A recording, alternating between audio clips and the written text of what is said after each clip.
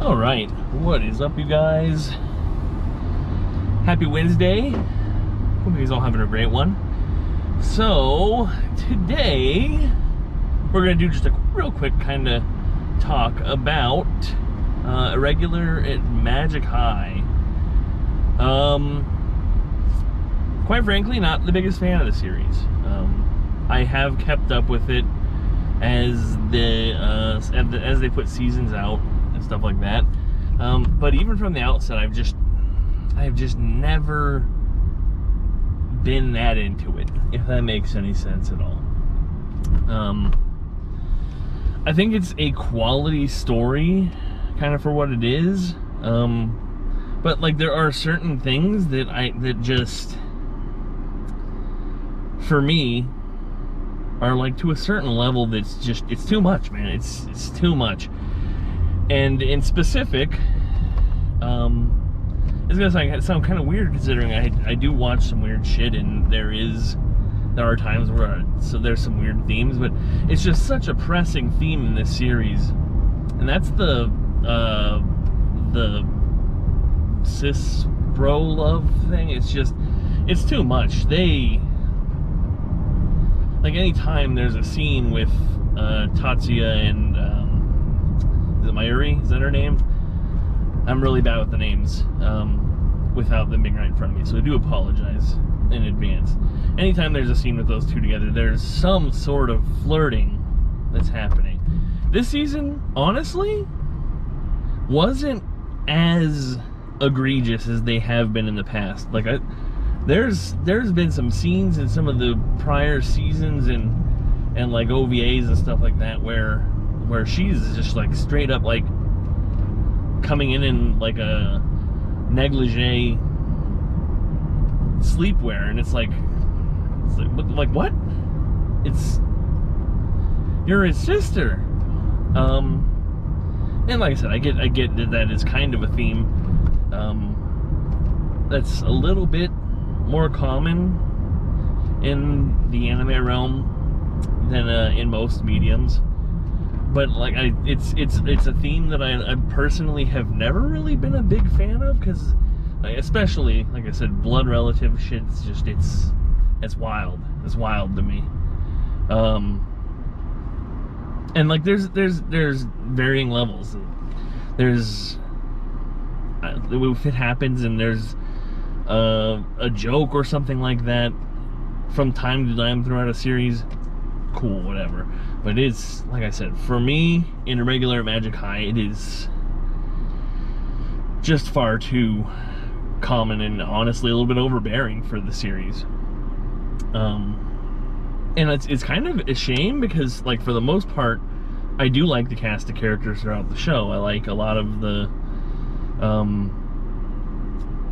supporting cast throughout their classes and stuff like that. Again, like I said, I'm not even trying to go with names, because I couldn't name them off the top. But yeah, I finished up the third season of that last night. And it's just like, every time I sit down to watch any part of the series, man, I end up just like, man, they are overboard with this. And it's I'm not gonna say it sounds hypocritical to say. It makes sense from one point of view, considering Tatsuya is like legitimately her legal bodyguard. That's his like purpose, is make sure that she is safe. So his level of care and attention in that regard, in terms of, it's a little bit more understandable. There is still a weird level to it, but I think less so is the other way around, because she is like over the top with him, man. It's just one of those things. I think I would enjoy the series a little bit more if it wasn't so just constant and prevalent. And you know, everyone's got their own thing, so I'm not gonna knock people that enjoy it. I do understand that I think it is still a pretty popular series overall, but just for me, it's, like I said, and it's not to say I'm rating it bad. I don't think it's a bad show by any stretch. it's entertaining. Like I said, I think the story is good. I generally enjoy the different arcs and stuff like that they do in these seasons. It's just that small caveat drops the score a little bit. And like on top of that, I don't think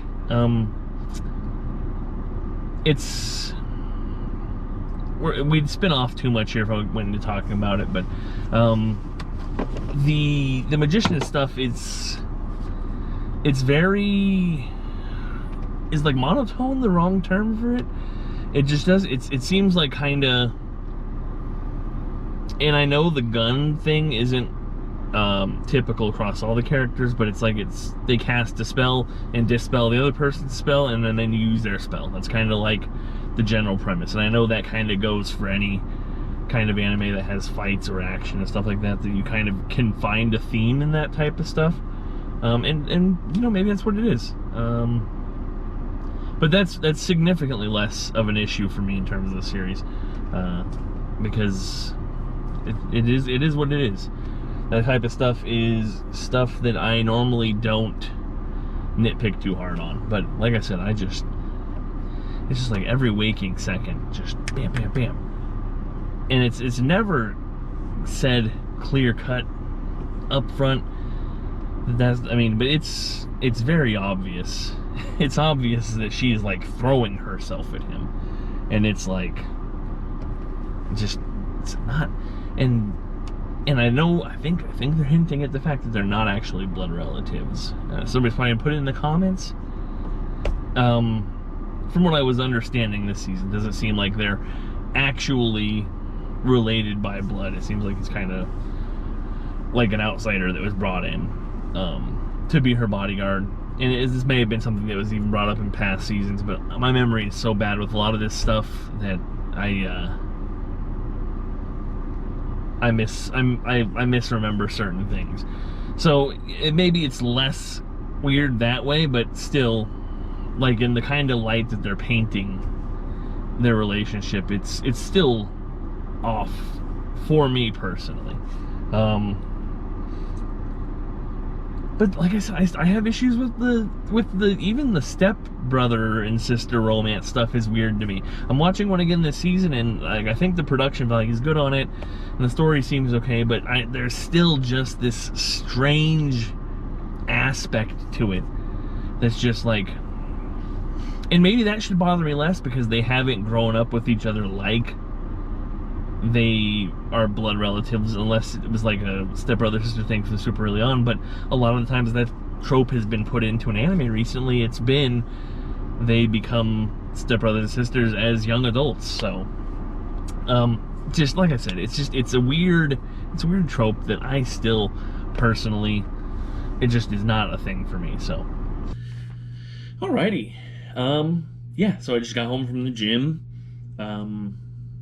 I did watch the last episode of Day Alive Season 5 while I was doing my cardio, so I'm going to add that into the video. We're going to kind of talk about my opinions on that as well, since we're kind of doing a couple like series wrap-up type video type things here. We're just going to toss them all into one video here. And I'll do a little bit of editing to make sure that it doesn't seem too jarring of a cut. I guess me being at home in completely different clothing and stuff like that is already kind of a thing. But yeah, Day Alive Season 5. Similar type of boat that Irregular Magic High falls into for me personally. It's okay. It's nothing super crazy. I actually rated these two seasons exactly the same. I rated them both a 7 on my anime list because, like I said, they're not horrible, but they're not anything personally special to me in terms of like their overall quality and story. I know, like, theoretically, if you're going on like the description of the ratings on my anime list, that should be like in the 5 tier, but for me, I think 7 fits more for like the average rating, although I have kind of shifted a lot of stuff down the lower direction, and I kind of do like a rating squish every once in a while, and I go through and kind of adjust things and drop scores down to kind of more meet the thought process that 5 is just average. because it's unconventional. That's an unconventional thought, at least to me. 5 out of 10 is like a failing grade. In most things in life, where you're like kind of graded or judged on something. So,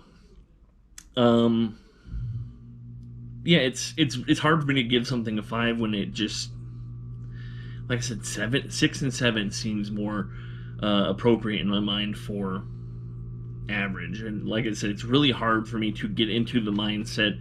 And like I said, eventually I'm gonna have to go through and squish stuff down because there's a lot of wiggle room in there. Okay, regardless, we're getting off track. As I was mentioning, falls kind of into the same category as Irregular Magic High. It's the story is, it's there, it exists. Honestly, I think the main draw for me is the waifus. I mean, it's kind of the big deal in Data Life. You've got just a whole grip of honestly pretty kick-ass waifus. Like, the characters are definitely, for me, a strong suit of the show. Like I said, can take or leave the story.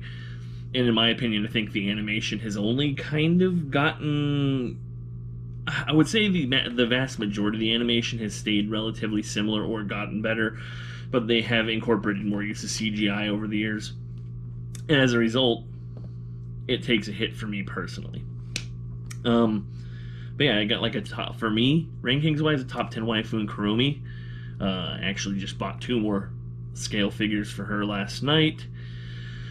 So I should be getting those next year at some point. I think both of them are like slated to release in like February of 2025. So, neither here nor there. I think Tobiichi's pretty awesome. I'm not a big Toka guy. There's a handful of the spirits that I don't really remember the names of personally. But like I think Tobiichi and Chromie are both very solid. The twins are also the Amagi sisters, I think is their last names. I could be wrong on that. Again, like I mentioned earlier, terrible with names and this type of stuff unless it's like right there and I can look at it. But yeah, it's interesting because I know Data Live is pretty popular, I think, in Japan. I could be wrong on that. There's something I was reading one time where they were talking about it, and that was kind of the conclusion that I came to from reading it. And that, like I said, it's not to say that I dislike it. It's just it's not something that I personally looked forward to, and that's one of the reasons that it was like the last show from my last season's of stuff to wrap up. So, but we are completely caught up on last season's shows now. It did end with kind of a feeling of like finality to it, so I'm wondering if the series is over. If you are somebody who like reads the source material or knows it pretty well and you want to mention something like in the comments, am I off the mark on that? Like I said, it seems like they wrapped up a lot of loose ends here to end this season up. But I mean, like I said, I don't really have a ton to talk about. I was gonna gush a little bit about Kurumi because, like I said, over the last few seasons and throughout the entirety of the show, honestly, she has definitely been like my bright spot. But like I said, again, I'm a little bit biased because I do consider her like my top 10 of all anime girls. She's pretty fucking awesome. Yeah, so that's kind of where we're at. Shido does piss me the fuck off because there was a stretch in this season where he let shit get way too out of hands when he had the answer like the entire time, and this motherfucker just let it draw out until like the very last second that he could before he fucking finally took action. And I'm sitting there watching the season and I'm like, this motherfucker he has to be on like a different plane mentally, because I don't know how. Again, maybe it's just because I am biased towards Kurumi, but I would be like, oh hey, I got this here, I can use this. I'm not gonna say too much about it. regardless, that's kind of where we're at with it. I'm glad it's, like I said, if it's over, I'm glad it's over. I haven't watched Data Bullet yet, so I need to go do that, especially like kind of a Kurumi stan. So, and I need to see what that's all about. I don't really honestly have any idea how it kind of fits into the whole universe. I'm honestly not 110% on the overarching story. I know he's kind of trying to seal the power of all the spirits and stuff like that, but is there something kind of more to it? It's like I said, I like the story is a take it or leave it for me. I'm just kind of it's like something that is just kind of there while I'm enjoying the rest of the stuff. As I mentioned earlier, though, the CGI, I'm so harsh on CGI, and I really honestly do feel bad that I am. But it's just sometimes it's so jarring. And it was no different in Data Live, where there were times where, in my honest opinion, I don't know enough about the animation process, but it didn't make sense in my mind. I didn't understand certain times why they opted to go CGI, and you would have cuts, an action sequence where it would hop frequently between regular 2D art and CGI, and it was like, when it happens so frequently, it's super jarring, especially when it's not like of high quality. And for me personally, I don't think it was of super high quality. I know a lot of people might disagree. It's for me, CGI is like one of those things that just, it's really hard for me to look at and feel that it's okay. It's just, generally speaking, it feels ugly to me in almost most circumstances. I'm not gonna say all, because there's definitely times, like I said, where certain companies do it pretty well. But yeah, we're gonna go ahead and wrap it up here. Just want to talk about that. I want to talk about the couple series that we wrapped up here over the last couple days. Tonight I'm going to watch my seasonal stuff. I got a few hours before bedtime, so I say bedtime like I'm a kid, but regardless, I got some seasonal stuff to watch, and then I would like to try to finish up the third season of Shield Hero. That one's long overdue. And then I can move on to my next on hold anime, and then we can start to kind of progress things a little bit and talk about different things as we kind of go. So, yeah, but with that being said, I appreciate y'all, and I look forward to talking to you all next time. Hope you guys have a wonderful rest of your Wednesday night, and I will, like I said, probably talk to you tomorrow. We'll see. Just kind of depends on how I'm feeling. So, have a kick-ass rest of your night, folks.